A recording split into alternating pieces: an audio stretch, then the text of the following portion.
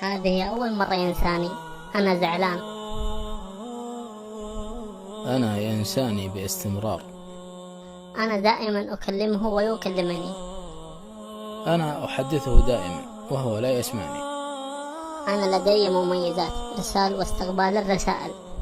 أنا كلي رسائل وبشائر ووعود جميلة إن صاحبني، ومع ذلك يقاطعني. أنا تخرج مني ذبذبات ضارة على الجسم والعقل، والرغم من هذا لا يستغني عني. أنا طبيب الأرواح والنفوس والأجساد، ومع ذلك يستغني عني. أستأذنك، لقد عاد ليأخذني.